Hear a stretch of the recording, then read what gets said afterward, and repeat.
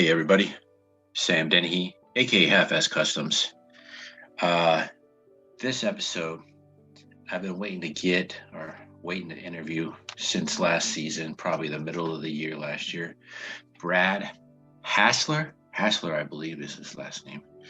I guess he's pretty known for his commercial vehicles, his diesel trucks that he's built and collected. We're going to get into that in this episode and figure out more about Brad that some of you may not know. I think I met him, and my memory's horrible. If you guys watched any of the other episode, you'll know how bad it is. I believe I met him at the Springfield show last year. Maybe I didn't. Maybe I did. Hell, maybe I met him and maybe I didn't meet him. I don't even know. I believe I met him, but I'm not 100% sure on that. Either way, he's going to be our guest for this episode, and we'll see how that goes. None of the guests so far have been disappointing, so I don't see why this one would be. I think it'll be a pretty interesting listen and watch. So please do either or both, and we'll get right into this. But just like the other three videos for this new season, there's that Patreon. Don't forget to look into that Patreon if you haven't. It'll help me build this podcast bigger and better. Equipment wise, maybe guest wise, maybe sponsor wise, I don't know. The Patreon is labeled Patreon, and I thank you / Halfass presents the podcast. There'll be a link in the description below, so if you don't want to even look it up, just click it. It'll take you straight to the page. And that'll help me, like I said, build this podcast bigger and better. But without further ado, let's get to the interview. Ooh, I'm a poet and didn't know it. Look at that. Hope you like it, and stay tuned for the end of the video for my outro monologue. Tell you about what I thought about the guest and about our conversations and stuff like that. So stay tuned. All right, looks like it's recording. Hey, everybody out there in YouTube land. This is Sam Dennehy, aka Halfass Customs, and this is Halfass Presents, the podcast. Like you saw in my intro to this video, Brad Hassler? I got it right. Hassler is our guest today. Brad, why don't you tell us a little bit about yourself and how you got in this hobby? Well, I started probably back. My dad had a train set when I was little, around 5, and it was in kind of a locked room because my sister and I went in there one time, and my sister accidentally hooked onto the caboose and then pulled the whole train off the track. Ooh. So we weren't allowed in there any longer. Right. And then we moved to another house, and my dad started on a layout, and I wrote on the first board we put up. That was February 12th, 1963. And he built a big layout, and I was in another room in the basement, had a 4x8 layout, which was real low for me. I was little. And then I got older, then we hooked the layouts together, raised mine up. And my dad had he had a big HO layout, and then he wanted more. So he went to N gauge then, so he could have more stuff in the same amount of room. Yeah. And that's just too small for me. I've always liked 187th. And my dad was always in the trains, and I was always in the trucks. And that's just always been my hobby ever since I was a kid. I just loved trucks, and worked for a trucking company after I'd gotten out of high school, during high school, after school. And I just want to start building models, and start with 125th, and had a bunch of those. And then I can remember when we were cleaning out my father's basement, I had all those models and no place to do anything with them. and we just threw them all in a big fiber drum, just trashed all that stuff. Oh, And I and even had some 187 stuff that we had in shoe boxes. And I don't know why we dumped it or anything, but we dumped it all out and threw all that stuff out. man, And then my dad passed in 2010. So then I had to go out to assemble that layout. And that was pretty rough. I'm sure it We was. worked together on it a long time. He'd spent a lot of hours down there.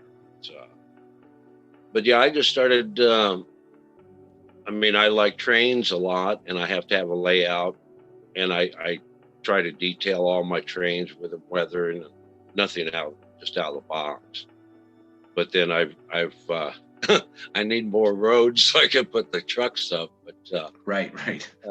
I just like scratch building different things that, from when I was a kid, and things that I remember from certain trucking companies, paint schemes, and what style tractors and trailers they used. So I just, I usually have about 3 projects trying to go at one time. One while the glue's drying, one while the paint's drying, and one while I'm just kind of sitting there looking at it, thinking about when we're going to do this or what I'm going to change or something like that. But so I guess I've been in the hobby probably for 45 years, 50 years, something like that. And took a breather in my younger years. And then after I got married, then I got my train layout in our first house, and that was back in 1983. So the layout I have now is about a 24 by 30. That's one level. And the era is kind of like early 70s to maybe mid 80s, something like that. I've got some newer stuff on here, but I usually don't set it up on the layout, just goes on a shelf. Right. That's, if you don't fit it on the layout and it's not sitting on your workbench, that's where all the rest of the builds end up going. Most collections is just on a shelf somewhere too. Yeah, I've got a couple display cases over here, and then I've got a shelf full of stuff over here that is just pending, till I want to do something with it. But, yeah, I'm just running out of room to put things. So. Yeah, that's the problem with all of us. I mean, especially if you're building a train layout, you have this, say you have like a 24 by 24 size room, and you're like, I'm going to make at least 3/4 of this room a train layout. And then you have these grand ideas in your head that the train set ends up like dwarfing the room, and you don't even see that there's a room there. It's just a big, huge train set. Well, when we built the house, I planned on how I wanted to do the layout, but then I actually have snuck around a little bit more around the corner to enlarge it a little further. Right. And then still not enough room. And then you get those wild people that'll cut holes in the drywall and then connect it to another room. Oh yeah, go through a different room and all over the house. All this is in the basement here, so. Nice. Yeah, I was just talking to I think I was talking to Landon Drysdale, about basements that he's had houses with, and I was saying that down here in North Carolina where I live, it seems like basements are only a thing for certain size houses. So if you say you have like a 2,500 square foot house and smaller, you're not getting a basement. But if you have something bigger, then you're getting a basement, and then it depends on if it's furnished or not. Right. But it seems like where you live, and then like St. Louis area where Ken Patterson and Mike Budd live, every house has a basement almost. It seems like. Yeah. And I came from California where there are no basements. Everything's on a concrete slab. No basement though. Yeah. I mean, I have a crawl space that you can like kneel down and walk through, but it's unfinished and you're not building anything in it. So going out to RPM meet for the first year in 2018, it seemed like the norm. Like if you didn't have a house with a basement, there was something wrong with you. And I was like, that's why there's so many more layouts in hobby stores in other parts of this country than there are in other parts. Right. Yeah. Like out east, I don't think they can have basements because of the rock and stone and everything out there. Right. Yeah. I think we met at the Amherst show Last year at this time. last year, and then Yeah. was it the year before too, or was that last year was my first year of going. Okay. Then we saw each other. It won't be my last. Yeah. Yeah, it was my first year, and I met a lot of people that you see either in the Route 87 websites and whatnot, or the East Coast Meet group that a lot of us are in, that don't post anywhere else, but like just certain areas. So I met a lot of people that you see. Yeah, that was a good group. Right. That's a good group. Yeah, it's really neat. I mean, I've been to some big train shows on the West Coast, because everything on the West Coast is just big. I bet. And then I move out here to the East Coast, and everything is considerably smaller than anything. Like I'm a big car guy, classic car guy. Yeah. So I go to a car show out here, and there's maybe 1,000 cars at a Good Guys car show. When on the West Coast, there would be 5,000 cars, if not more. 5,000? Yeah. Holy cow. Every fifth car on the West Coast, like Southern California, is a classic car, and people drive them daily. So you'll drive them to work every other day.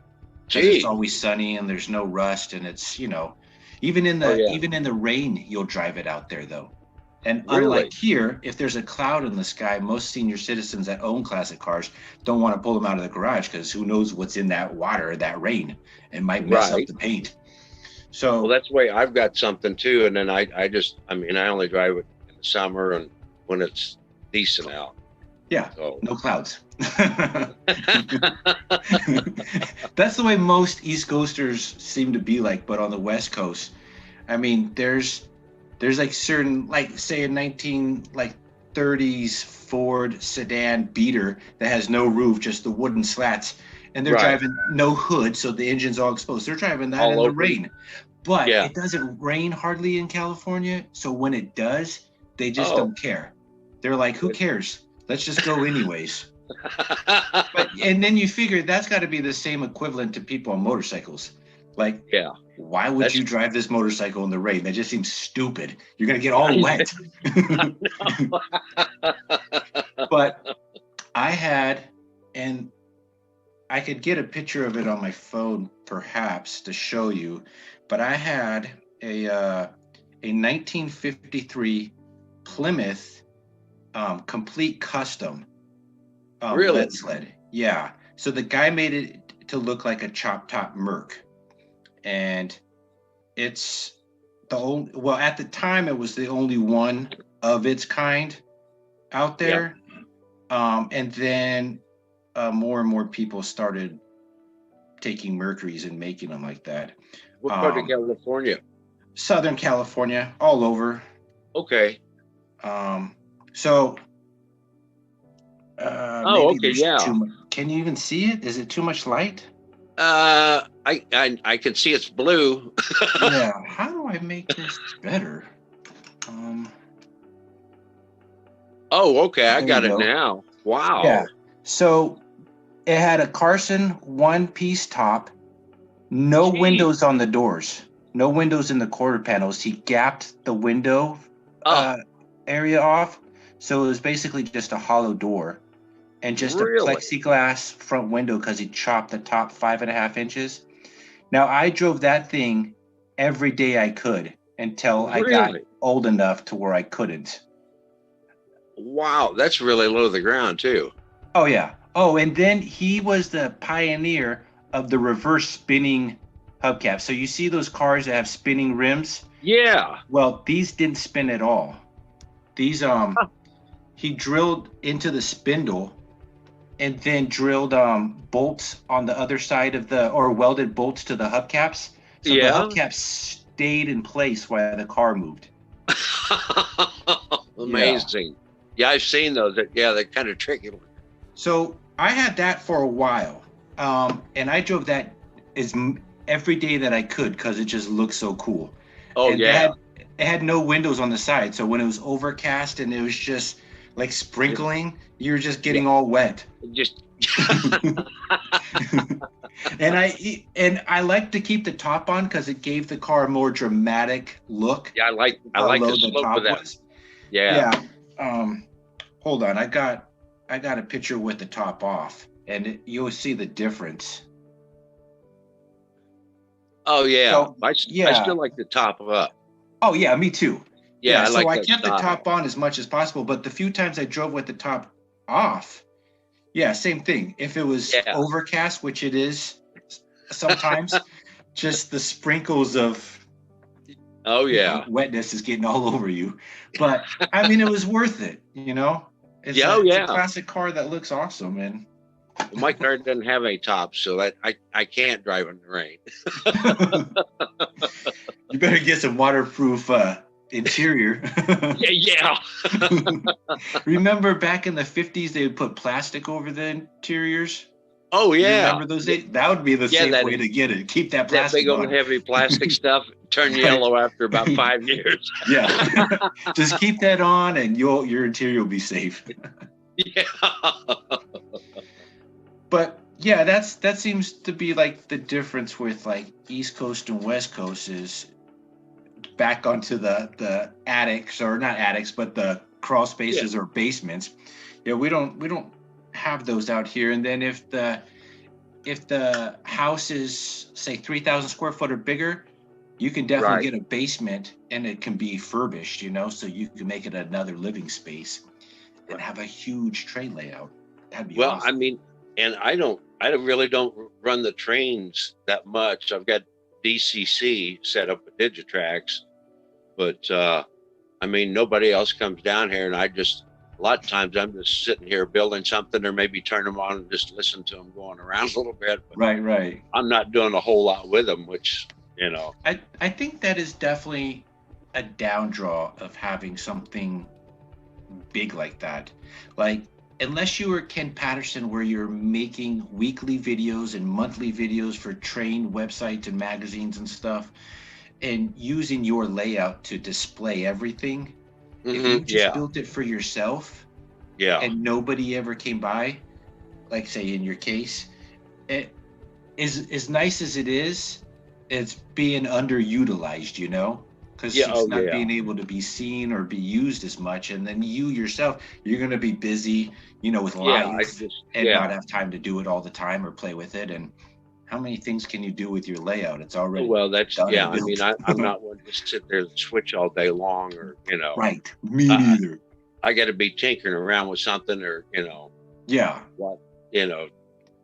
But See, I wouldn't yeah, mind a modular. I think a yeah, modular would be cool because yeah, then you can take it to train shows with your train buddies or your train club and then set up and then let people from all oh over the yeah, surrounding states and cities yeah. see Well, it. like we see out at Amherst. Right. I think that Right, would be cool. And just like our modules back here, to have these be mobile so other people can right. see them. Because I'm not doing nothing with my module unless it's at a show. It's sitting in this room doing absolutely nothing, I know, collecting dust. I know. And it's kind of a waste of space. But I mean, and I've got so much stuff that I really don't need, but That's all of us. I've got it because I wanted it. Yeah, But I've it's said still it in on several boxes. episodes. Like, if you're a builder, you're also a collector because Yeah, you collect the things that you see that you may want to build or just parts and tools and whatnot. And then you have so much because you have these ideas of what you want to do. You don't have the yeah, time to get it done. So they just start building up and collecting yeah, until the time you do have to get to it. And so most builders are definitely collectors. And yeah, it's yeah. a I problem. mean, I want to hang on to my stuff, but I need to probably weed it out someday. But Yeah. it's just because it used to have a thing called Hank's Truck Pictures on the internet where Hmm. you could look back, and a lot of guys had a lot of old photographs of old trucking companies, and that's what I used to work off of. But that site's no longer up. But that Wow. was a big help just to get ideas and color schemes, Yeah. decal locations where they numbered the trailers at, and all that stuff to get it as close as possible. But So I guess if that website's down or not available, and I'm assuming that Google, if you type in that specific truck and that company, right, Are the photos available, or are they still Yeah, kind on of? some of those they are available. Yeah, Oh, okay, but not yeah, like a mass source of like a history that of website. interstate trucking or something like that. So you That's can neat. still find some of that stuff on there, but that's real helpful to go back for just to get the ideas and the details.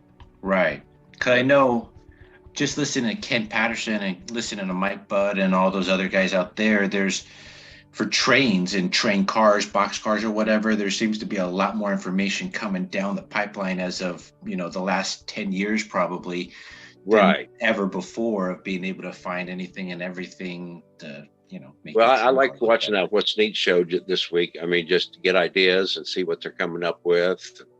That's a great show for that too, because It it's is. literally what's neat this week. Yeah, yeah, yeah. I think I watched it night before last. Yeah, me too.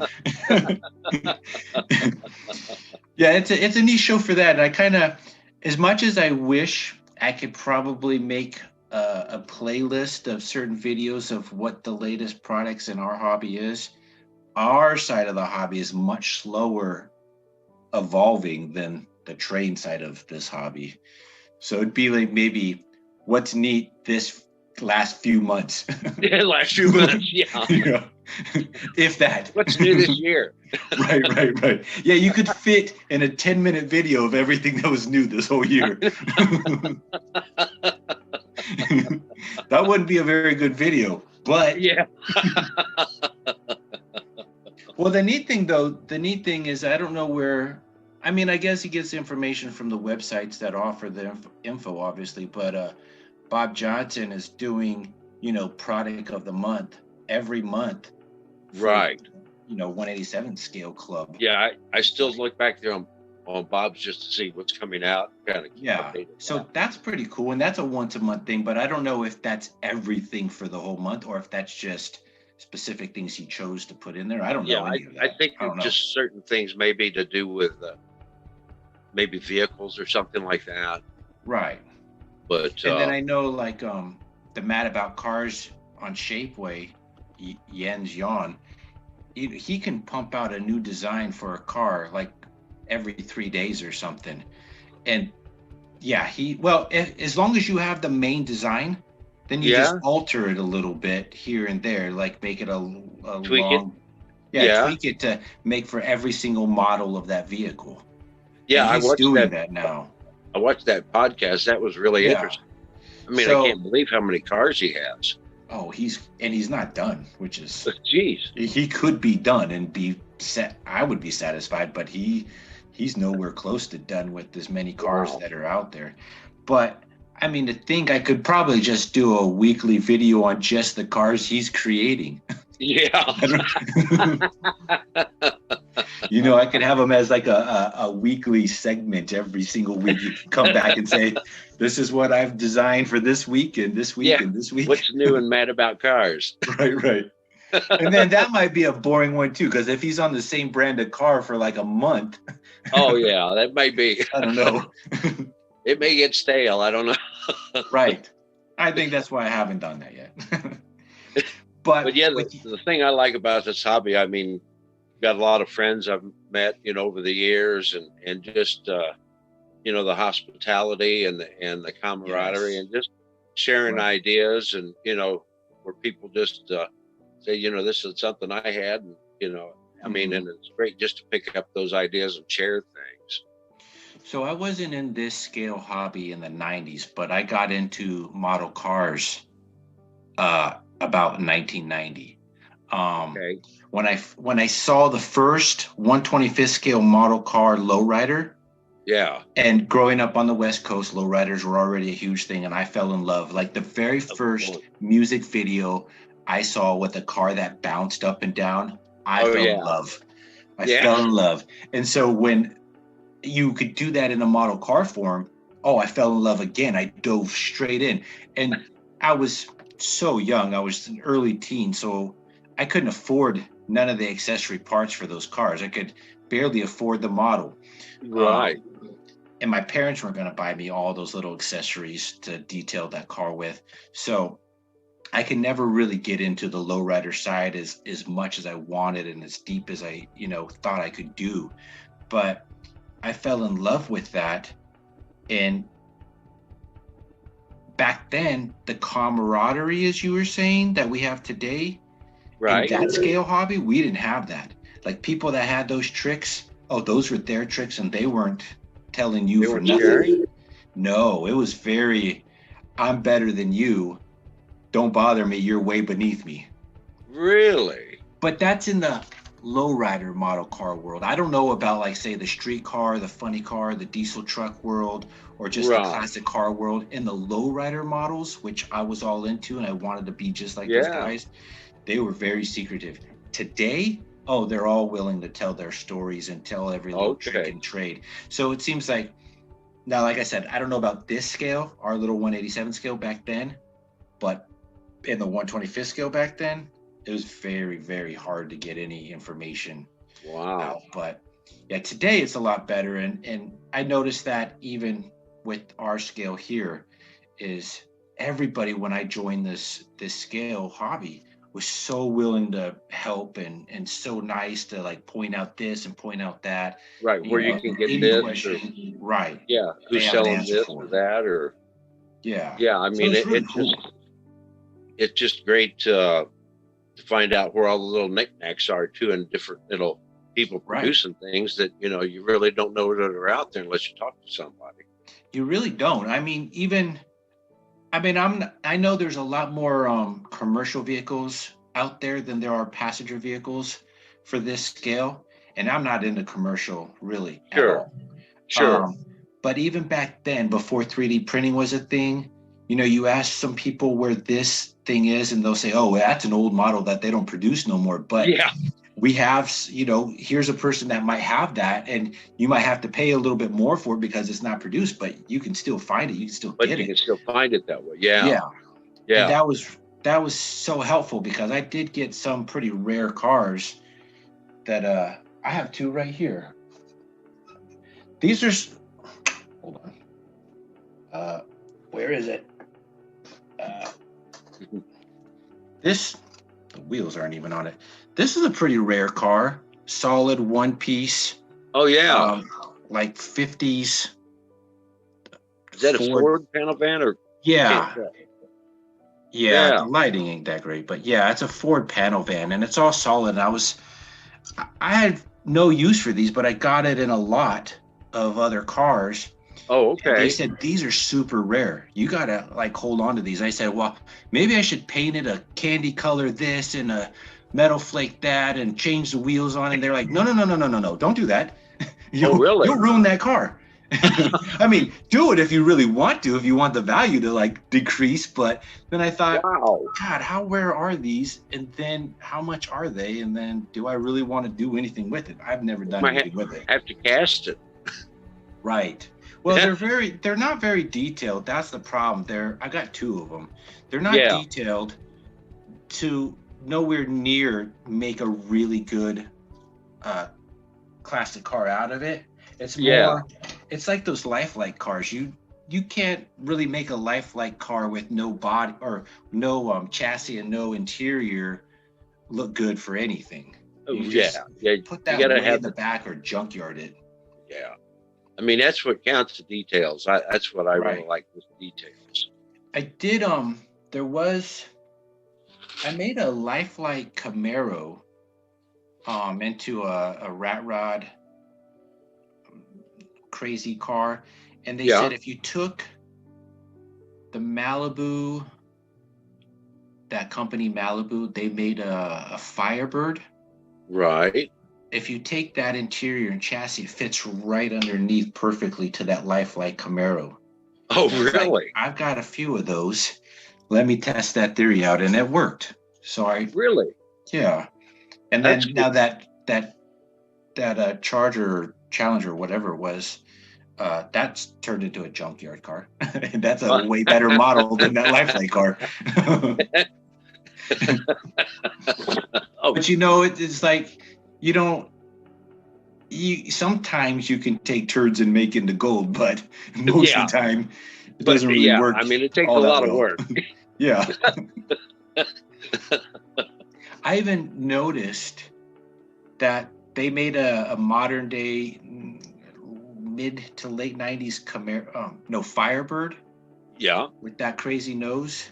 And it was a convertible. All of them were convertibles, but they made the convertible seats in the car, the front driver's seat and passenger seat, actually moved. The backing seat moves to be like, really? Why you spend that much time wasting on a seat for a car like that? Makes no sense, because barely fit any kind of person in it anyways.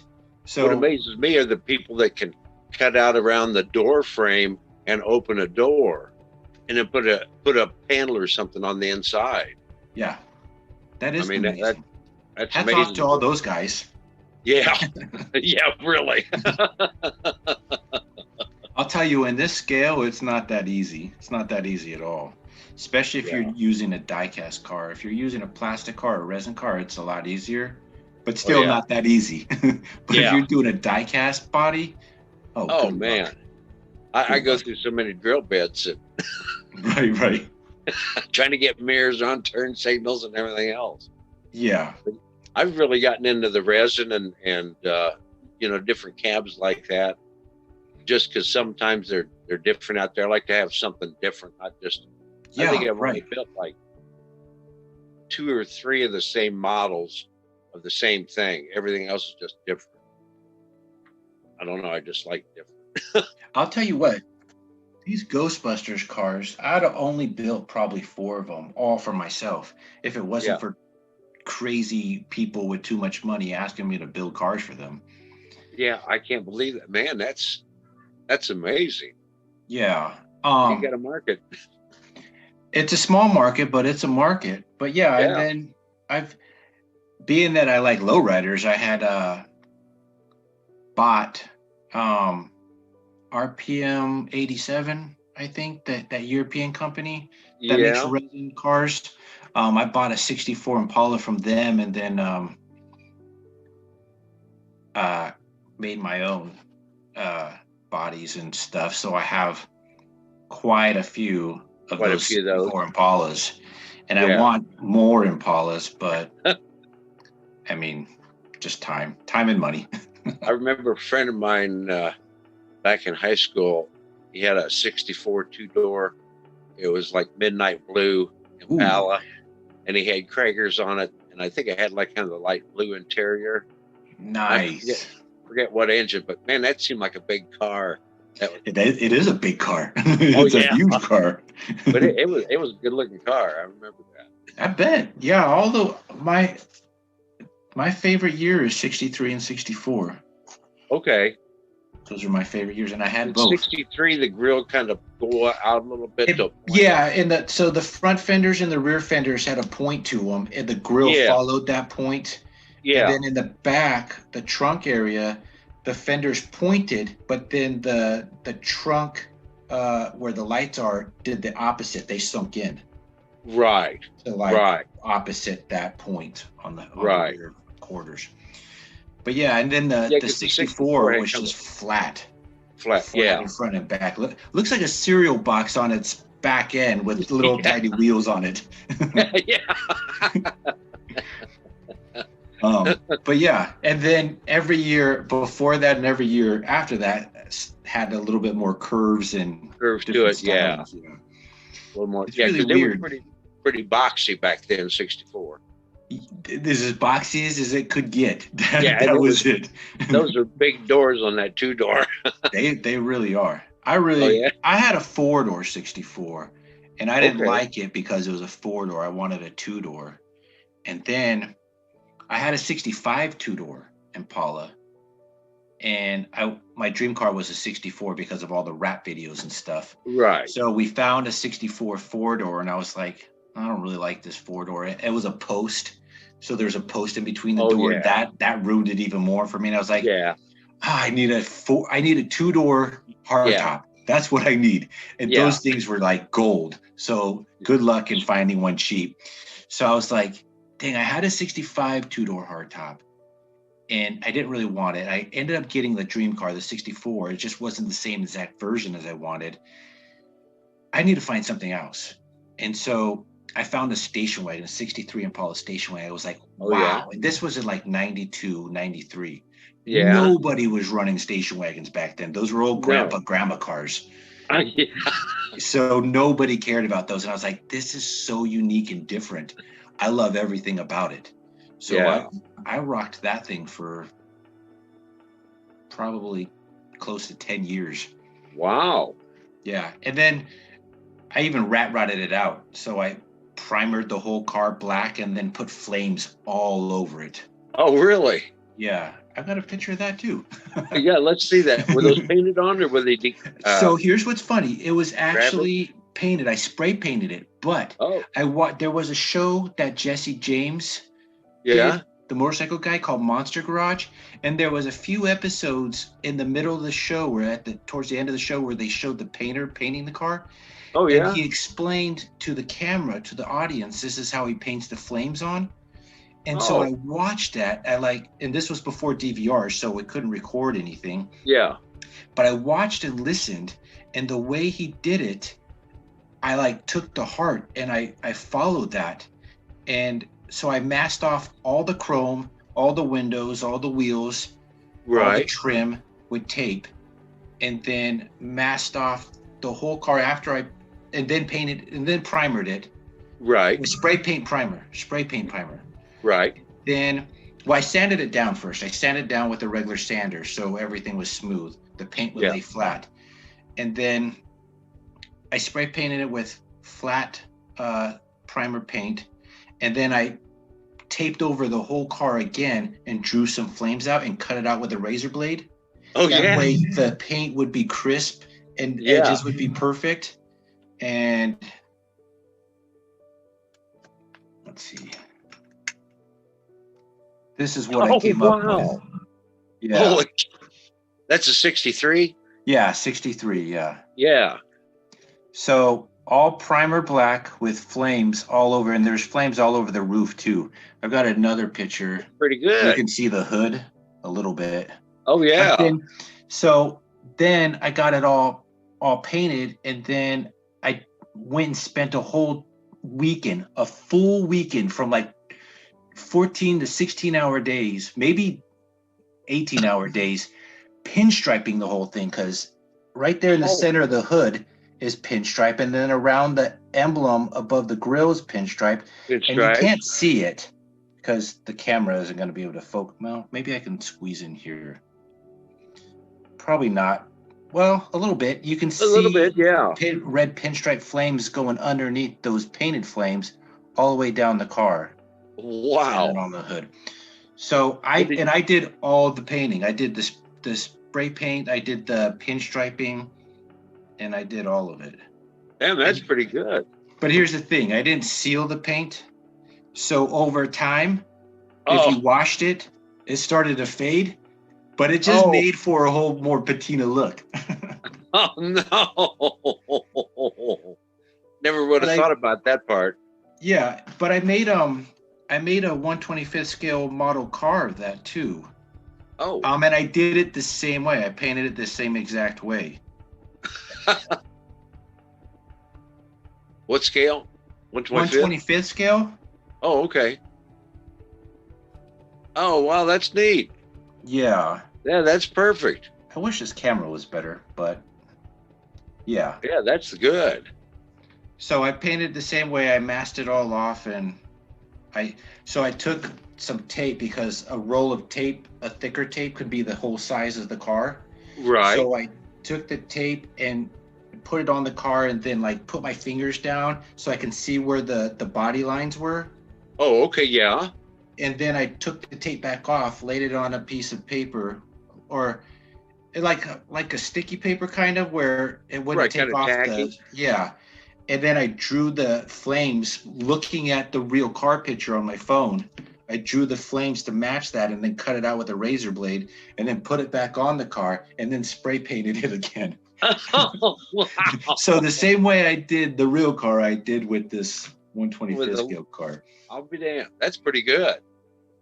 But that's not the end. That's a lot of work painting those flames. Yeah, that's not the end of it. I don't I don't know if I have pictures of it here. I ended up going to Mad About Cars on Shapeway, picking up a 63 wagon, and then having Dave's Decals in Missouri Oh yeah, do that. make me a set of decals to mimic the car decals. So I have a 187 scale version of that too now. Well, good. Oh, here it is. Pretty much the same camera angle too as the other one. Oh yeah. Yeah. So all those flames are decals. And yeah. Jeez. Right. That's good. Oh, interesting note for you if you ever chose to do it. If you built another 125th scale car, yeah, 187 scale would be pedal car stroller or wagon size for a 125th scale car. Oh. So in the car show world today, the new thing is to get a stroller or a wagon, right? And get like a pedal car body over the suspension, and you're either pulling it or pushing it with your little babies in there to kind of mimic your own car or just a custom stroller or wagon. And the 187 car is perfect for that scale. Really? Yeah. I was thinking about cutting a hole in the roof of that 63 wagon and then putting a seat in there with two little babies or a baby. And then like a handle coming out the back end so I could be pushing it, but I don't want to ruin that car. Yeah, I've got an Engaged John Deere tractor on my dad's, and I've got a little farmhouse, and it's like out in the front yard, and it's just a perfect size for like a little kid's riding tractor. Oh, that's awesome.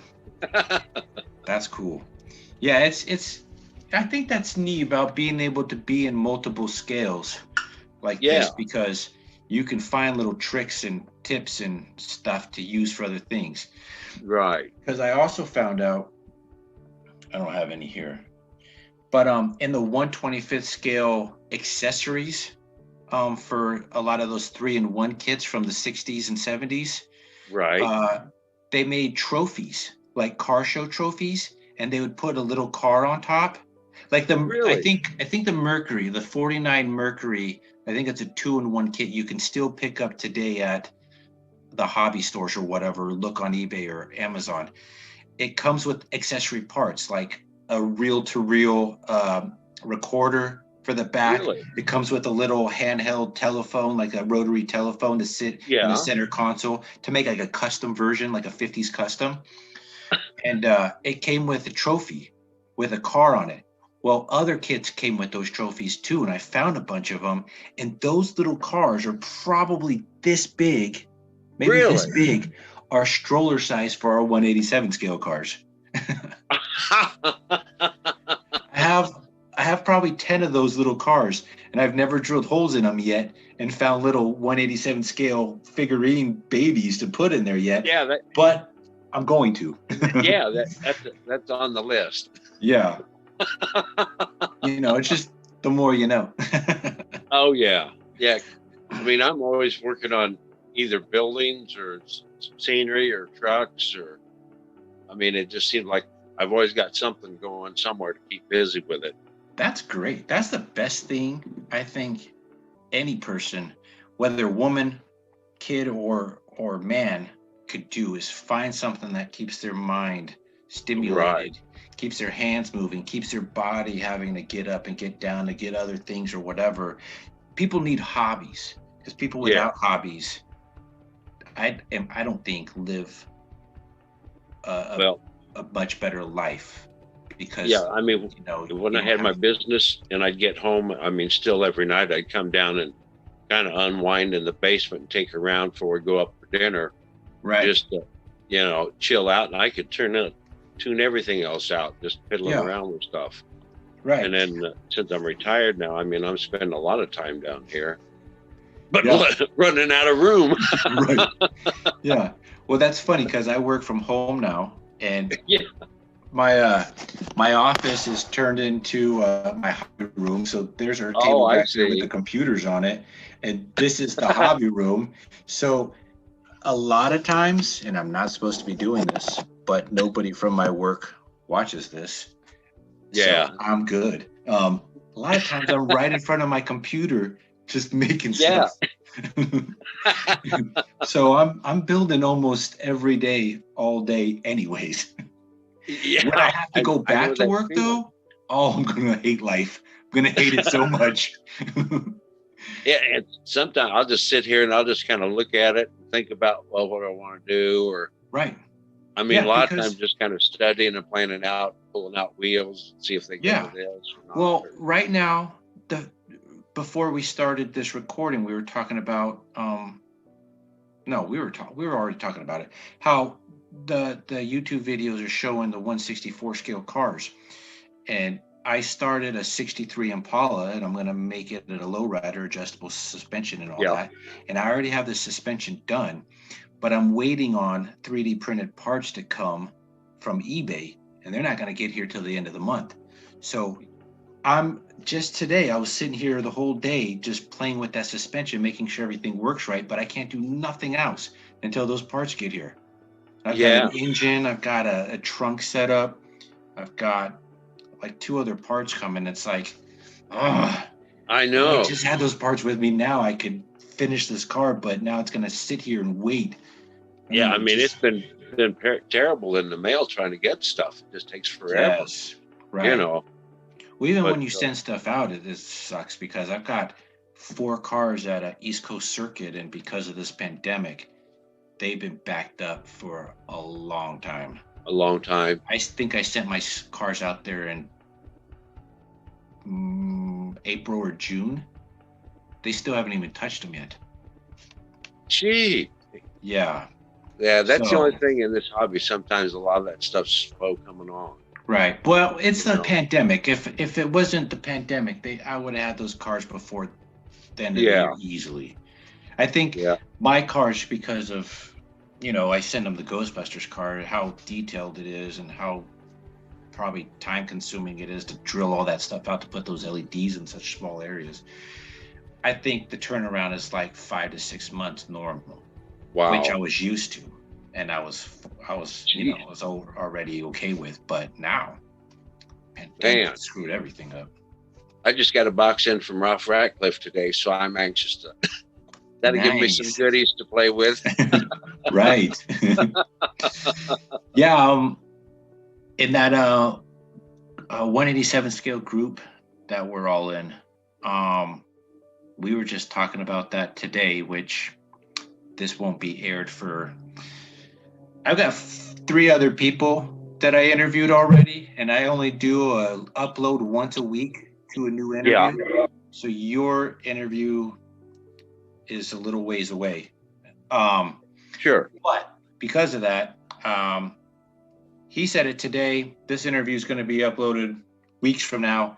But today he was talking about he wants to have a build off contest in the group again, because we haven't done one in, I think, a year and a half or something.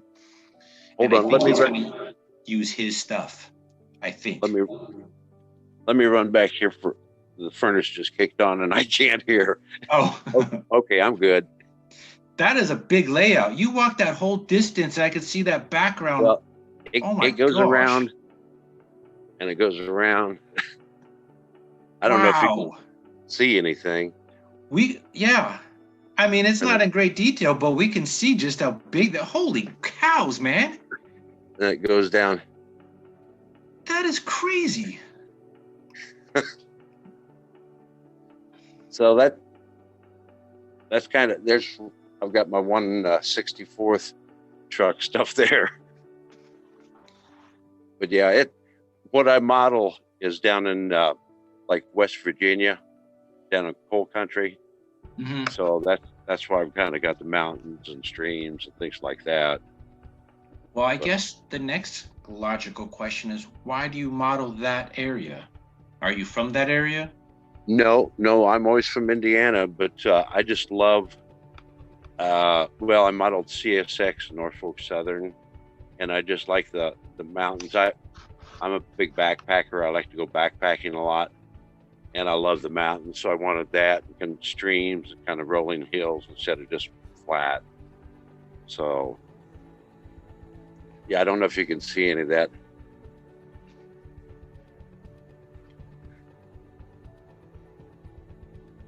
Wow. Yeah, so here's what's funny. Throughout my whole life, you look at train magazines or whatever, and you Right, see those, they're like rocks that are slightly slanted that just peek out of the ground.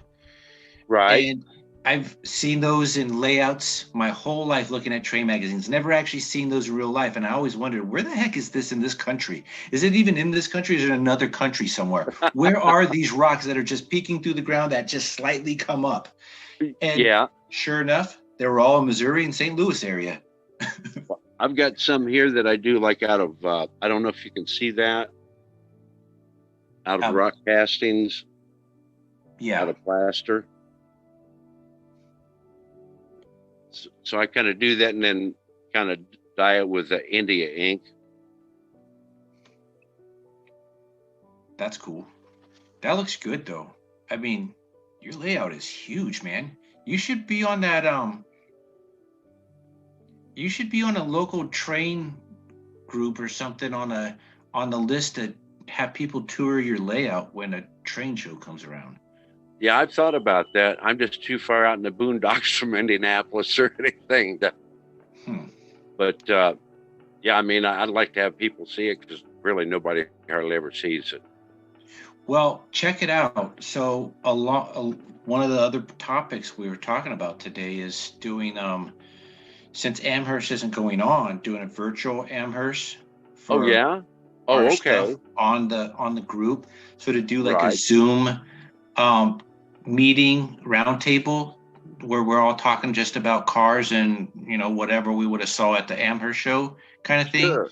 and then doing virtual layouts like module layouts or just your hobby room, your Right. workspace or whatever.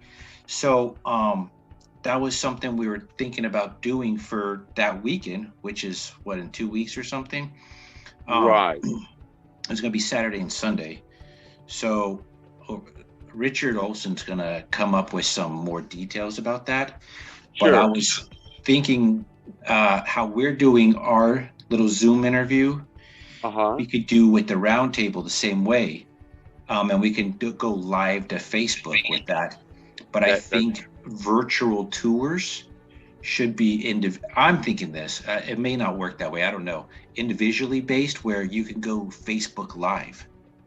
Like okay, yeah. Facebook has a live option somewhere up in the upper right hand corner, I think, that lets you go Facebook Live. And I don't know exactly. I haven't tested. I don't know if you can go to a group. So I don't know if you'd be Facebook Live into that group or if it's just Right. on your personal timeline. I don't know.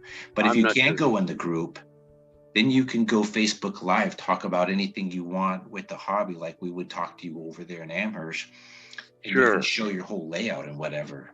Okay.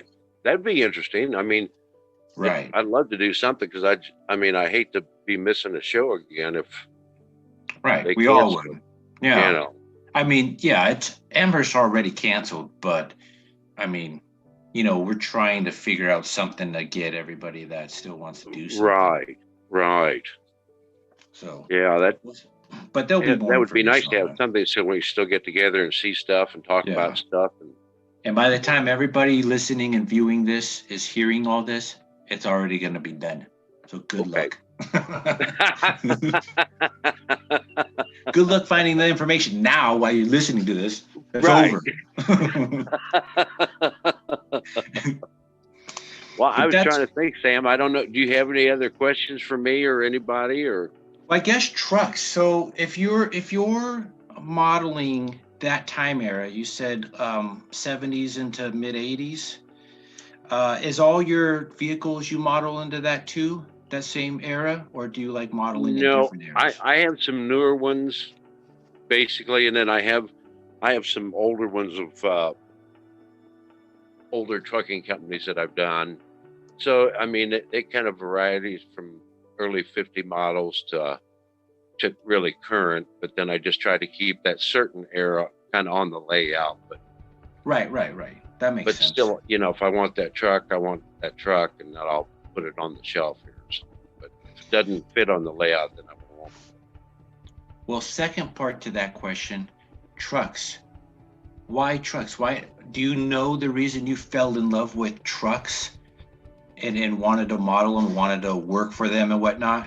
Like, what was it? Like, do you even know, or did it just happen? I, I mean, ever since I was a little kid, I mean, I love trucks. I would ride my bicycle down to this local trucking company, and I'd sit outside the fence and I'd just watch what they did with the trucks and park them and stuff. And then I think actually when I was about 14, I went to work there on Saturdays, and I got to wash the trucks and fill them up, and then I got to park them.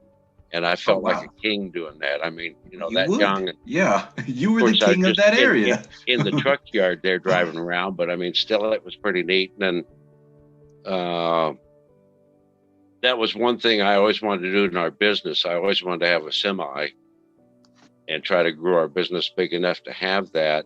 And then we finally did, and had a couple semis and about 7 trailers and some box trucks and Wow, things.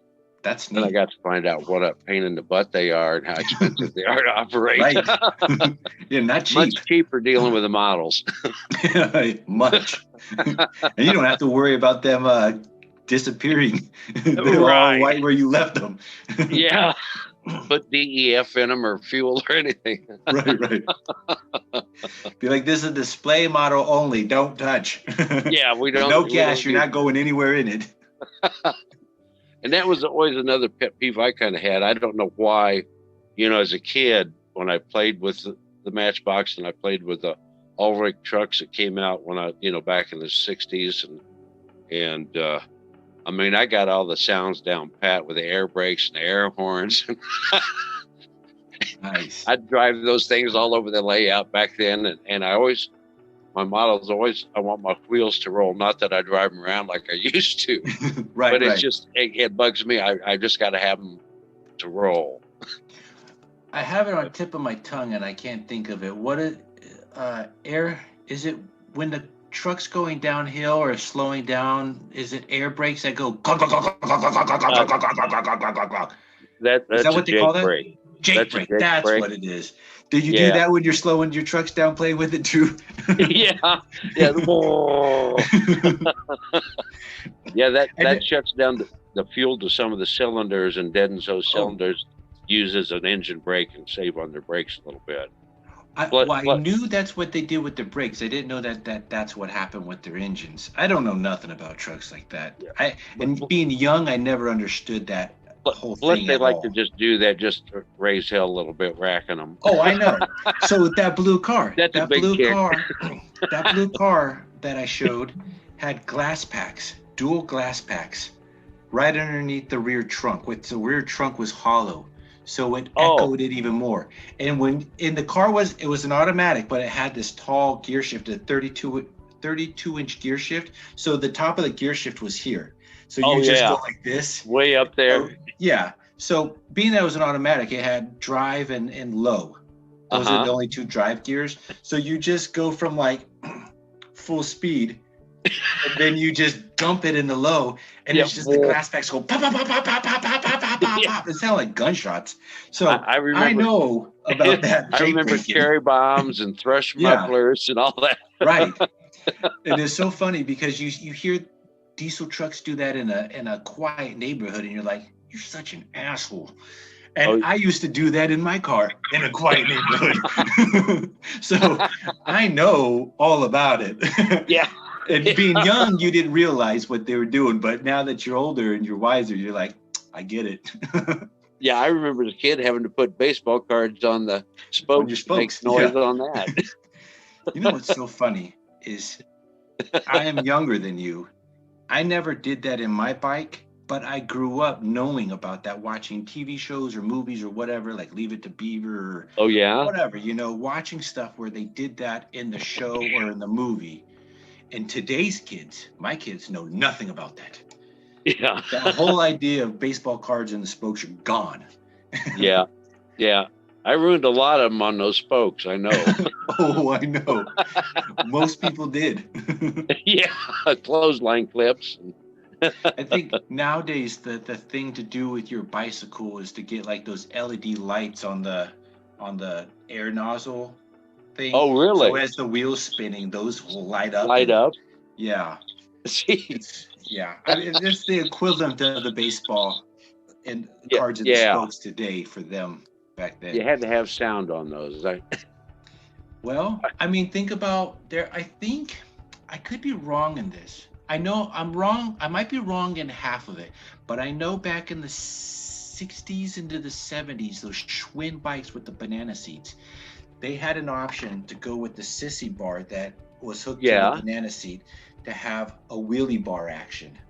So you right. could do a pop a wheelie and not flip the bike over completely if you I kept it remember. balanced. I remember having a But 20-inch.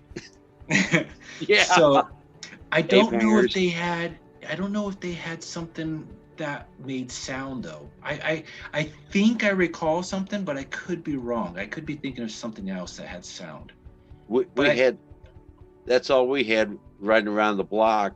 But there's one kid. His dad had a aluminum tube company manufacturing, and his dad had them in the shop make up these pipes like a motorcycle and mounted on this kid's bike.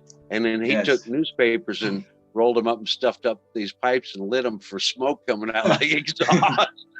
that's awesome. That's a Yeah, clever idea. A yeah, little he mini didn't need smoke his bike machine. around. Yeah, just don't touch those so you didn't burn yourself. Yeah. Well, no, I know the cheap version of those Schwinns would just be the bike. And I know the more expensive accessory versions had a shifter on that bar Right. that's in between your legs. Those were the expensive versions. But I always Mine thought was just straight. It was most just, people's were. yeah, one gearing. Yeah, right. But I thought of different accessory, and like I said, I must be thinking of something different, but I might not be. I don't know. I thought another accessory was like a sound machine to make your bike sound like a motorcycle or something, Oh like a yeah. cheesy generated motorcycle. Kind of like those horns where you push the button and it winds up the Oh like yeah. blower thing in it to Yeah. make a horn. I thought it was something like that, but I mean, I could be wrong. I don't know. I don't know where I'm getting this idea. It's in there like it goes on that bike, but it may not have ever been on that bike. I don't know. But speaking of that, to get back to this hobby, the guy, a young kid from um, the Netherlands, Seven, he 3D prints those Schwinn bikes for our Oh scale. really? Yeah, so if you want a 70s style bike on your layout, he 3D No prints them and kidding. they look great. Now, they come as a 3D print, so you have to paint it if your eyes Right. are good, or he can offer it painted for like more money, but he does 3D print Schwinn Really? bikes. Are Yes. they resin printed Yes. So he's or? got one of those resin 3D printers that, and Yeah. so they're perfect looking, Okay. and he's designed it so well to where I got a Really? whole bunch of them. Yeah, Okay. Well, I'll I have to like them check that and much. see what I need Yeah, here. if you look at my second podcast Yeah. of the first season, Right. uh, well, that's the only season you can look up right now because it's the only one that's up is that first season. If you look at the second podcast, he's the second guest, and I believe I put his Facebook information in the comments, so Okay. or the description, so you can look him up and look on his Facebook page and see all the pictures he's ever made of all the prints that he's done. Yeah, I need to get some more details just for the layout stuff. Right. Yeah, Yeah. that'd be They're really good. cool. They're really Huh. cool. But yeah, man, I don't really have anything else. I can't think of anything, but if anybody has any questions or anything, I'm happy to share. Well, So, then I'll put a link to your Facebook page in the description below. okay. So if anybody wants to get a hold of Brad, talk to him about some trucks or answer or ask any questions or answer any questions that we had come up with, whatever, however, you can either comment it in the video or you can just hit him up on his Facebook page. And Sounds great. go from there. But I'll end this podcast, Brad. If you want to hold on, we'll say our goodbyes after the recording's done. Okay. You're cool with that? All right. Sounds good. Well, everybody, thanks for watching. This has been Brad. Great guy. I mean, he was really cool to me, I thought. Really nice guy. If you have any questions for him, hit up his Facebook link in the description. And until then, stay tuned for the next interview podcast. And you guys have a good day. Take it away. Hey, thanks, Sam. Well, I'll just give you a little tour of the layout here. I'll try to keep this camera as steady as I can and try to explain. I've got an overnight terminal here with some trucks kind of lined up. Got some back in here, and I don't know how well you can kind of see on some of them. But then I'll pan back this way a little bit. And this is a machine shop. And I've got it kind of laid out with lights on the inside, and the machine's kind of placed around. And they're getting a delivery here with a crane. And cab over KW. That shop looks really neat, especially with those lights on in there. Thanks. And I like it. I like it even more because they're orange, yellow lights, which would be the common thing back then, compared to white lights that are all around today. Old kind of bulbs. So it's more authentic. Yeah. I'll try to move this thing slow. I get in a hurry.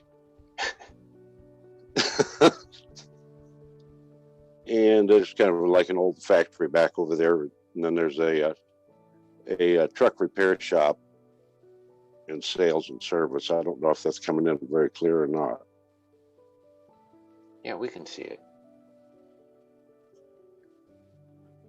Kind of go around over here. We've got a Superior Chemical Company here where they recycle certain chemicals. Wonder if there's any ectoplasma in there. I don't know. It's hard telling what they're recycling in there.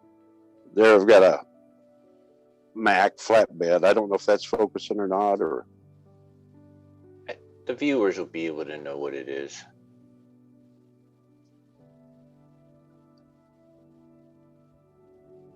And I'll kind of pan down this way. Get a little extrusion company here where they extrude plastics. And then we're going to come over here. And it starts with a little bit of the town. This is a truck stop restaurant here.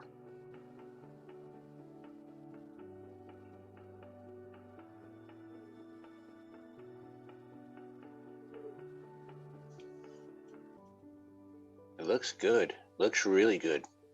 Thank you. Yeah, I didn't know how this lighting would be. It's pretty good. State police have this trucker pulled over here with that container. The DOT. Uh-oh.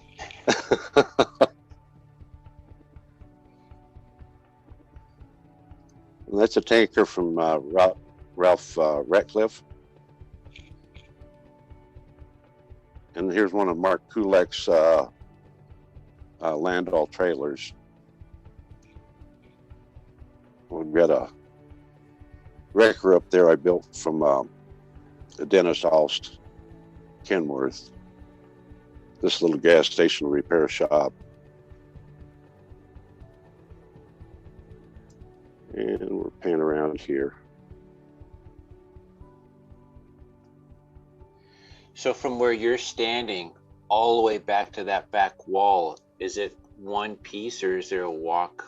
There's about a 2-foot walkway on the other side. Okay. Then we come down to the grain elevator.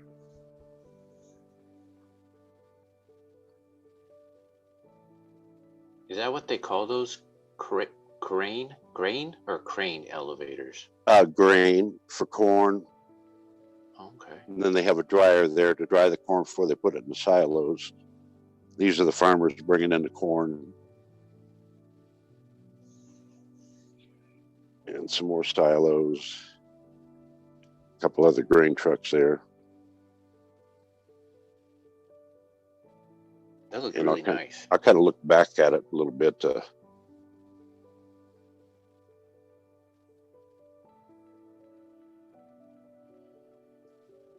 then we're kind of panning around over here. I've got a steel plant back down in this area over here that I'll walk around, see the other side.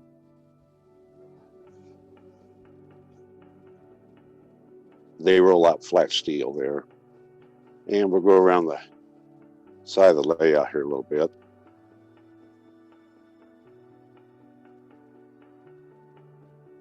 I'll say it's so neat to see your layout because it seems like you have so much stuff going on in there and you've planned it and laid it just right to where it looks real. Well, thank you. It's just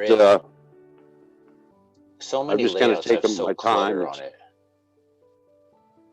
Just kind of taking my time and still add stuff to it every so often. I still have a bunch of trees yet to make.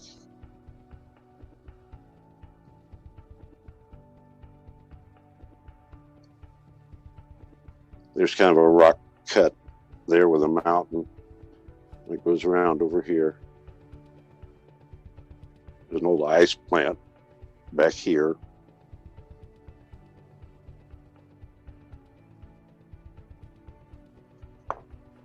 I can't tell if I'm moving too fast because it looks kind of blurry to me.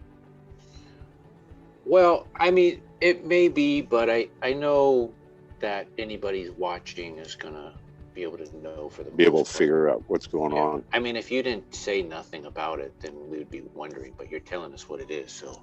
Okay. So here's a steel plant. There's a guard shack as the trucks go in and out. They're really got to stop. They've got a crane in there doing some work, a link belt. I don't have a zoom on this, or I'd try to zoom in. It's all good. We can see it. It looks amazing.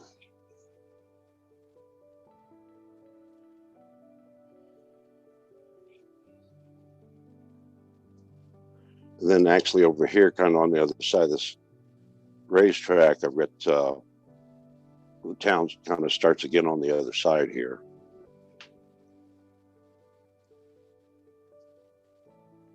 That's an Art Deco building there. It's all plaster. Oh, that's cool. There's some gal up there on the third floor on the balcony.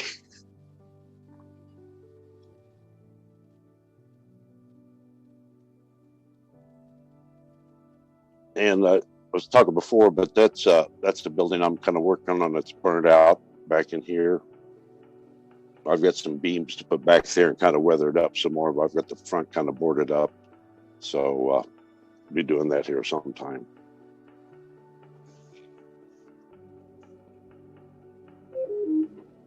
Here's one of Mark Kulak's kits here in his tractor.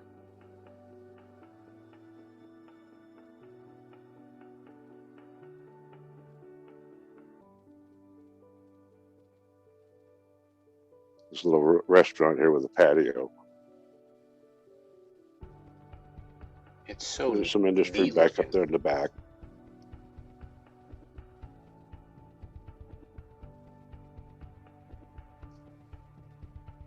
Got the fire station back there.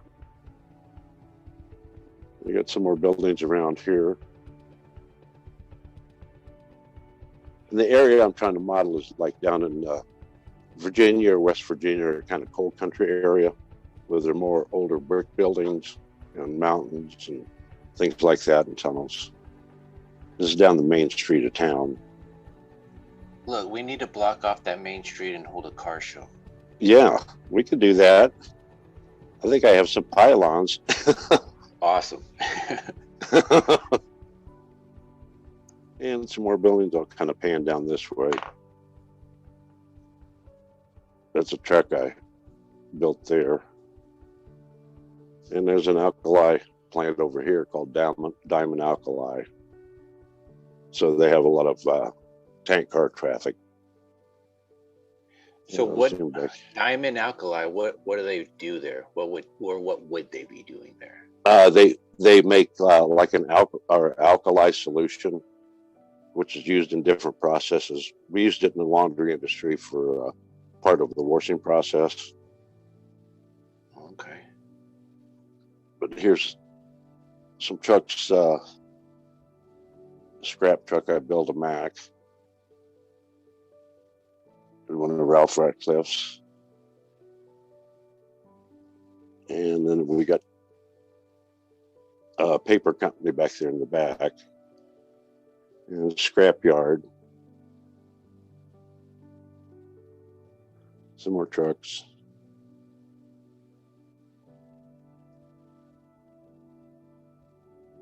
And then we've got paper recycling back here. I like that old Camaro 69 or 70. Yeah. Can't focus it.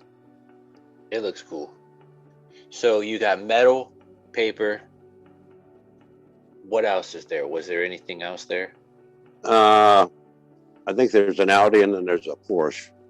No, I mean for your recycling. For you got metal scraps and you got paper scrap. Yeah, actually that's just some aluminum. It's mainly paper recycling, but they've got some there for some reason, I don't know. It just from ended Area up there. 51 probably. Yeah. And then we come over here and there's a pond. And some people fishing, some geese. And a little bit of woods, and then we come up to a farmhouse. Oh, lost it. And that's a little N-gauge John Deere tractor, so that works out perfect for like a little kid's toy tractor. That's exactly right.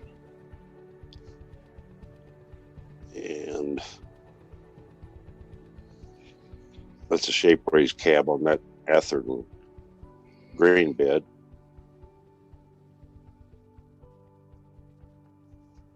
And that farmer drives a school bus. And there's an upper track, you can't hardly see it, but it goes up. There's another tunnel up on the other layer. I've got an upper and a lower level.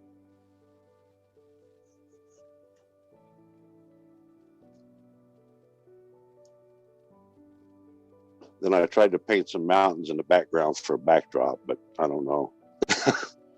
It looks cool because it kind of looks like it could be like not fog, I guess foggy or overcast. Uh-huh. Because yeah, that's I'm just trying kind to of the think colors of like, they would look like. Yeah, the mountains in the distance. Yeah, light grays and dark grays. Uh-huh. And I'll kind of pan down this way a little bit.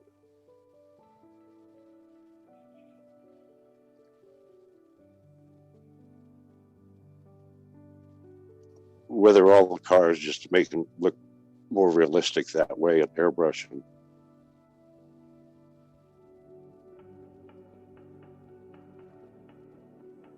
That's good that you airbrushed them.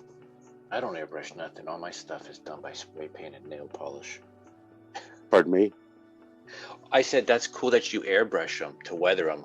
The way I weather anything that I build is just by spray paint and nail polish. Yeah. Well, I use airbrush, and a lot of times I just use chalk. That works too. That chalk powder. This is CSX yards, small engine shops. They've got the Holcher crew in there doing some work on some track.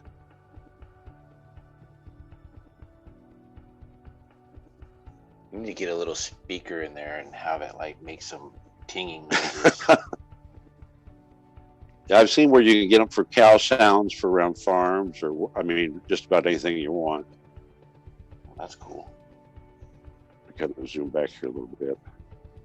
Here's a used truck, Tom's used truck sales.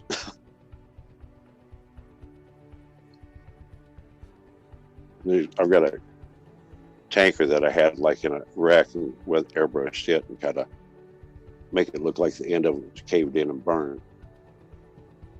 Got it on a flat car. Nice. Why isn't it Brad's used truck shop? Usually No, people name a lot of stuff after themselves on their layout. yeah, I'm just not into that. You want to go into the trucking business, huh? Yeah, I'm just into trucks. A lot of trucks. This is a warehouse I built. That's a Walther's office, but then I scratch built the rest of the building. Can't really see in there, but I've got things kind of loaded up in the docks and things like that.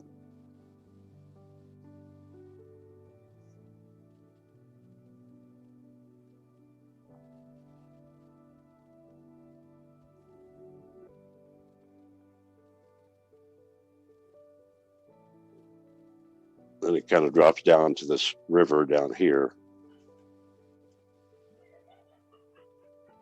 That's a nice bridge too. Yeah, that's a wooden bridge. It's actually made out of cedar wood that was machined. And I got it as a kit years and years and years ago.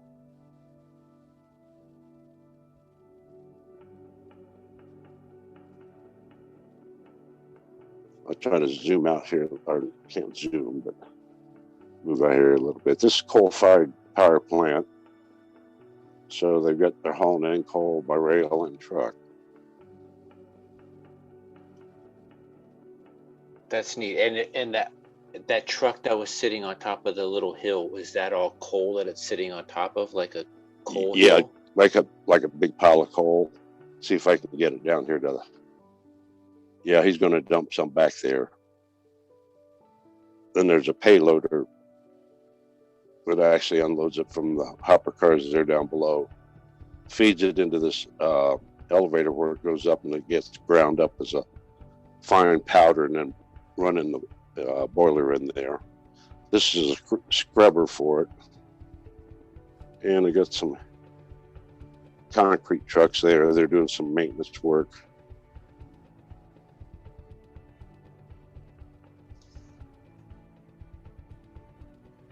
I don't know if you can see inside, but there's a central boiler, different piping and plumbing going on in there. There's that's turbine really generators are in this area here. But then here's the top a little bit. That's why I was telling some people I've made this chiller and cut the funnel cups off of Pepto-Bismol caps and kind of made those funnel caps and put a little cotton in there for the evaporating air. That looks amazing. I mean, especially with it lit up like that. Oh, thanks. Yeah, it's kind of hard to see with this camera. Yeah, but I mean, you had the lights on inside, so we get the gist. We saw the big pipes on the inside, which would be completely useless to decorate all that if you didn't have it lit up. So Right. I just wanted to add a little something there. It's pretty easy to do. There's another river down through here. And that's a Peterbilt I finished up not too long ago. And then here's a little park over here with they're having a Cobra Club meet. And the guy's got a Toyota Land Cruiser. And it goes back here. See, that statue back there should be a statue of you for founding this city. I'm sorry, what was that? That statue back there, that monument where the Cobras were, there should be a statue or monument dedicated to you for founding this city.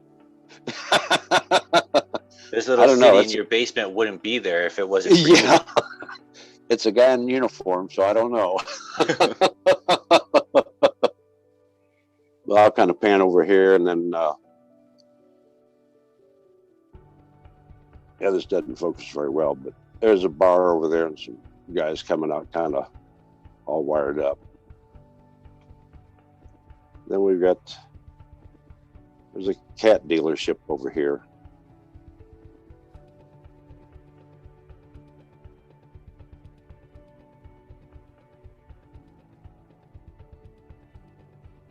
And should be a fellow over here in this, I think in the middle bay. I don't know if you can see it, but he's over there welding on a dozer blade. Yeah, we see the light. Right in that middle bay.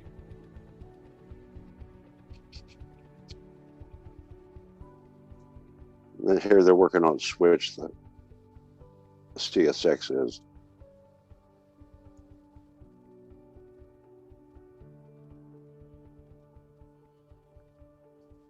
This area here, I'm working on it. It's not done. I'm kind of redoing some of this area back here. There's a coal mine area back in through here. And we're going to walk around the side of this mountain here. That's so neat. Like, these mountains are bigger than you are standing up, right? They are. I mean, I'm 6 foot, and they're probably a little 6, 7, something like that. Wow.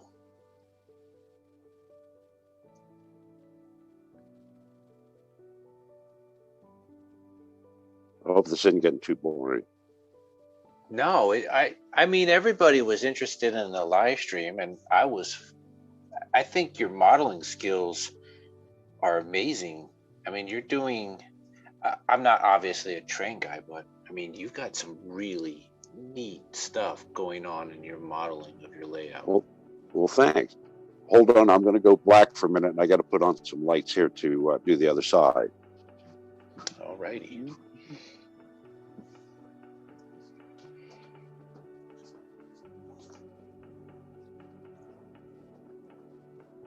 Okay. Ta-da. I don't have my LED lights on above this, but this is a factory I just built out of some styrene, which is real easy to do.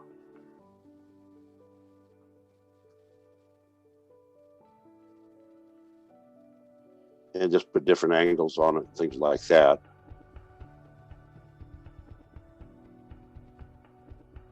And some stuff up on the... What's the factory?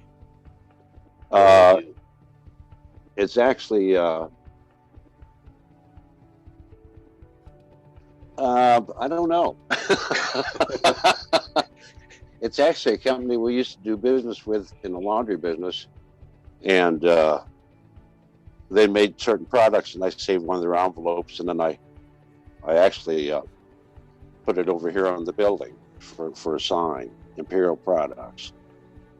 You better call the city and make sure these people are legally supposed to be there. Yeah, I was wondering. They didn't, talk to you about it first. You don't even know what they're doing there. I know. Yeah, I don't know. Just moved in overnight and said, we're starting business. You don't need nobody's approval. I've got some truck docks on this side, and kind of back in through here, I built like a boiler for the boiler room, and there's a guy in there you really can't see, but also over in this area you can't see in the building, but there was a trade magazine I had, and they had like pictures of inside factories and plants, so I tore out some pages and stuck in there, and it looks like shelving and some stuff kind of going on the inside, so that gives a little bit of stuff. So you ever watch I think it was Raiders of the Lost Ark, where they find the Ark of the Covenant? Did you ever see that movie? No, I haven't. Indiana Jones? Okay, well, at the very end of the movie, they find the Ark of the Covenant, and they give it to the government or whatever, and they stick it in this huge warehouse full of crates and boxes that you'll never ever find that again, because there's millions of them in there. I can see a bunch of crates and boxes in that building with nobody knowing what's in there. Yeah. I'll kind of pan down this way. There's a road down there, but I haven't done the backdrop or anything on this side yet, so that's still kind of under construction. Oh, that's a big old bridge. Yeah, I scratch built that bridge. I took the measurements off of a different one, and did it to scale. It's a single track. I've got it where it's unhooked right now where I can lift it out because I've been working back here, but I've just got it kind of set in place right now. But it actually holds up a train going over? Oh, yeah. Wow. Yeah, it's all plaster stuff I used. So that's about the extent of the layout from what you can see around here. So really, I hope I didn't bore everybody, but I'll turn it back to you, Sam.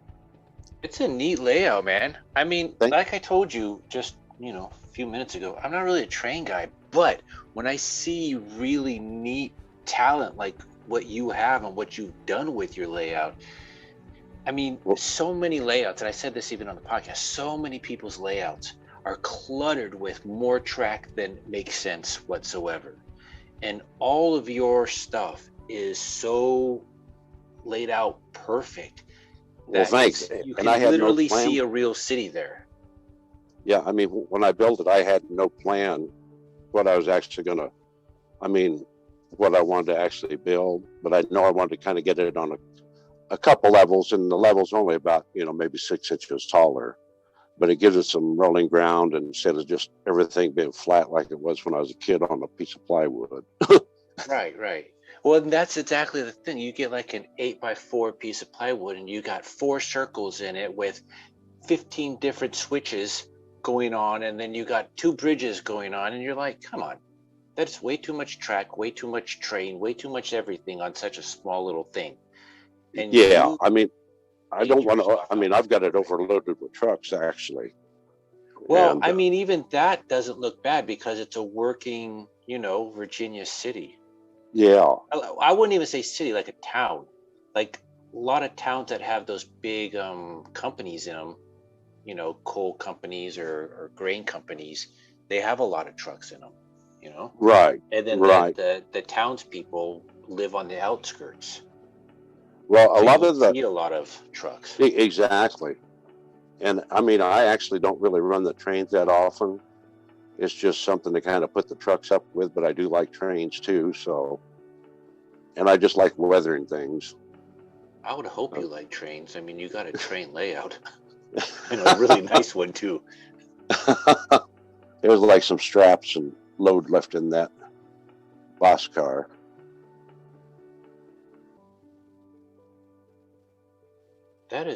It looks so cool. And then that's the display train, right? Right. It's just kind of, it has sound and everything, and it's DCC, but I just never run it that much. But I've got a part here like, a restoration club, railroad club, kind of working on it and maintaining it. And I don't know if you could see this one passenger car here where this guy's painting it. He's steam cleaning it, trying to get all the grime off of it. So he's about halfway done on that car. See, and those little details, a lot of people don't put little details like that in there. And well, it's just, sometimes you think of that stuff and thought, well, I'll put that on there. Well, you got a great eye for ideas, for neat ideas. Well, I don't know. I mean, I get a lot of them from Model Railroader. But you implement them, though. I mean, hundreds of thousands of people probably collect that magazine, and only maybe a handful of them actually use the good ideas that they've seen, Yeah. Well, I like detail, well, whether it's scenery or trucks detailed. Or buildings or whatever I can do that way. And I still have a lot, I can do with stuff to make it look a lot better, but it looks I'll get there awesome. Someday. I would. Well, thanks. I would love just to have like a 4-foot by 3-foot part of your downtown so I can do all my car shows in it. Yeah. Well, we could block off this street, bring them on up. Right. Exactly. That's what I wanted to do. In fact, I was going to have a module that I was going to specially build as a downtown. So just have the back of the front buildings here, have the street here, kind of like how this already is. You could do that. Have buildings down here, just the front, like cut off the front of the building and just glue it on there. And then have the street down here. So you had 2 levels of like a car show and then stairs coming down or something. Sure. I'm not 100% sold on that idea, but the idea I do have is to have a downtown front street and just and you can get a lot of those buildings or even scratch built the fronts, you know, things like that. Yeah, because I kind of want it like small town America, downtown. So it's going to have those 1930s, 40s, and 50s buildings. Exactly. That's exactly. A lot of brick and stuff like that. Right. But it's going to be modeled in the current, you know, years we're in, you know, present. Right. So you still have the old buildings, but you have new cars, and, you know, all my custom cars are made to look like car show cars for today anyways. Right. So you have like cars sitting on the side streets that are new because they were parking there to walk to the car show kind of thing. Yeah. Because I think that's a big thing too. Like, people will do this. I can't say a lot, but the few people that do it, they'll put a whole bunch of old cars in like a little parking lot something and have like a car show going on, and they're just taking pictures of whatever. But what they don't think about is having all the modern cars surrounding it for the spectators to go to see it. Yeah, the people who go to see the show. Right. So that's been a thought and a want of mine to do for a long time. So, well, you need to get on that. Well, I just need to drive up to your house, and then I don't have to do that at all. Yeah, just bring them on out. We'll block the street off. Right. Not a problem. I know the mayor here. Hey, that's good. We'll get those permits done real quick. Yeah. No, I think your layout is awesome, and I'm glad that you had the idea to want to do this second part of this podcast to do it that way, because I mean, you could talk about your modeling. Add a little bit of the hobby there to it, other than just, you know, talking and stuff, to be able to see some stuff. So and I appreciate the opportunity, Sam. Really do. Oh, definitely, and I'm glad that people are going to be able to see the awesome layout. I kind of wish you lived really close to you know, one of the big train shows, like really close to where you can go there in an evening, you know, not have to be too far away from your hotel room or something. I would love to see your layout in person. Oh yeah. Well, I mean, if you ever get up this way, you're more than welcome, I tell you. I don't know if I'm ever going to get up that way. Might wait till the snow's gone. Right. Yeah, I'm kind of glad that the Amherst show didn't actually happen this year, because that weekend they were just getting pounded with snow. Yeah, that's true. We only get maybe a few inches here. Yeah, we only get a few inches here, so I don't know what I would have done with feet of snow out there. I know. Yeah, and that's a long drive for both of us. It's 14 hours for me. When we went last year, 14 hours, yeah. And then it's 12 and a half or 12 hours to get to St. Louis from here. So I'm kind of like right in the middle of going to the RPM meet and the Amherst meet. Yeah, that's a pretty good haul. Yeah, but it's not as far as our Texas friends, like Bob Johnson and Dan Goins and the Kellys. I mean, they're insane. All those guys. Yeah. That's a pretty good haul for those guys. I mean, talk about you're spending at least 2 days, full 2 days at the show. Yeah. But then you're spending another 2 or 2.5 days or 3 to get to the show. And you're driving because you're hauling all that stuff with you. I know. And I'm taking it easy every 2 bump weeks. I hit when I get on that turnpike. You're taking an easy 2 weeks off or a week and a half off just for a 2-day show. That's crazy. that I know. It takes a while, but it's worth it. It's definitely worth it. And, you know, hopefully, most likely not this year, but hopefully next year things will be back to normal, like we all said last year. We all said that last year, and it didn't happen. I sure hope so. I'd like to go back out. Yeah. So that's a lot of good stuff out there too, you know. Oh yeah. Well, I didn't go to buy anything. I went to just show, and I'll tell you what, I could have bought so much stuff and then probably been divorced and kicked out of the house. I'm glad I didn't do that. Basement, I tell you. Right. Once she's in the kitchen, I'll run out and grab it. Yeah. It's funny because like you could have the money, but you don't have the money, because the wife will tell you, oh, that's not for this. That's for something else. Oh, yeah. That was something different, No, but we have the money. Though. We have extra money. No, we don't. What are you thinking? I don't care how much you see we have. That's not yours. Yeah. That goes back in the hobby kitty. Right. Right on, Brad. I'm glad that you were able to show this. I'm glad that everybody's going to be able to see this. I was really bummed watching that live stream, thinking we already did the interview and you didn't show none of this. So I'm glad that we were able to come back to it and add this to the video. Well, I appreciate that. And if anybody has any questions or something, let me know or put them in the comments or whatever that way. Yes. And obviously, I'm going to put his Facebook profile link into the description. So if you want to private message him too, you can do that as well. But yeah, I'll have his info in the description below. So you can check that out and be able to get a hold of him a lot easier that way too. But anything else, Brad? No, I can't think of anything, Sam. I think that covers it. Cool. I think people are going to love this layout because, most of us 187 scale people are also trained people, and that's why we turned into 187 scale people.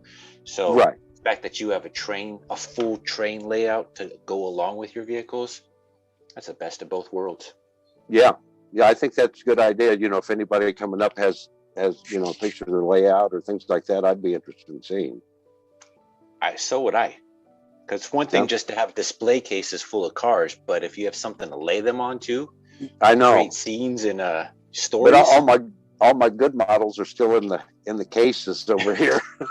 Hey, that's okay, because I don't know about your basement, but this room gets dusty as you know what. This does too. I'm glad I have them in display cases. Our washer and dryer's on the other side of the wall, and I think I get a lot of lint out of that. Oh, probably. I need an air purifier of some sort. Yeah. I was at that guy Vic Smith. He's on the What's Neat show with Kim Patterson, and he lives out there in St. Louis. So this 2019, we went to the RPM meet, and I went to his house for the first time. I met him for the first time. He said since the last RPM meet, he's only cleaned his basement, dusted it once. And I went down there was not a speck of dust anywhere. And I said, how's there no dust anywhere? He said he just has a good air conditioner. Really? Yeah. Jeez. And that's what he said. He said he only cleaned it one time, and he didn't even clean it before the show. He cleaned it sometime before then. So I don't know. Mine gets pretty dusty. Especially on the water stains and things like that. Right.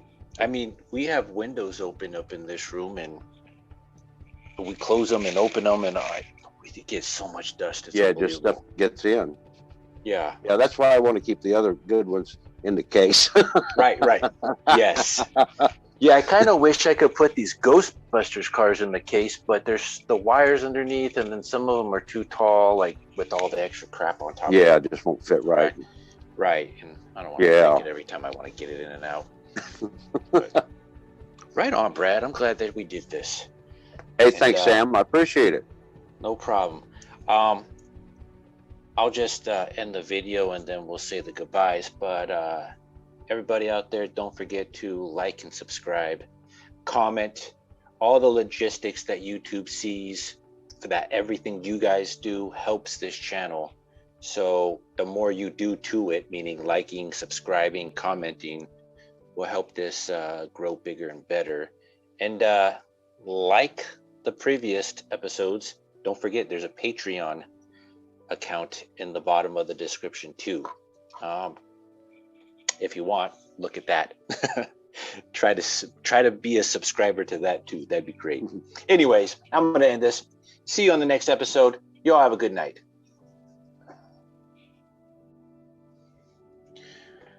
All right, everybody. That was the second half of Brad showing his layout. I hope you guys liked it. I liked it. I mean, guy seems to be a master modeler in my opinion. His whole layout was just amazing, and it was done right. Like I said in the video, so many times people have like a small little, 8x10 piece of wood and lay out more track than there is wood, and it just seems, in my opinion, ridiculous, and doesn't look good at all. But grant you, I'm not that much of a train guy neither, so what do I know?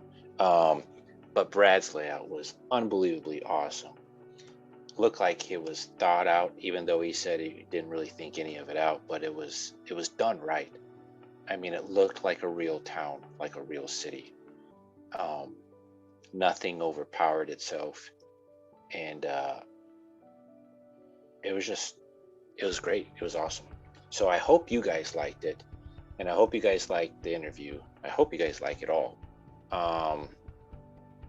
But yeah, I guess with that being said, if this works, down here will be a link to other videos, and down here will be a link to other videos, and down here will be the main page of the podcast. So check these out, and subscribe to this, and you guys have a great night. See ya.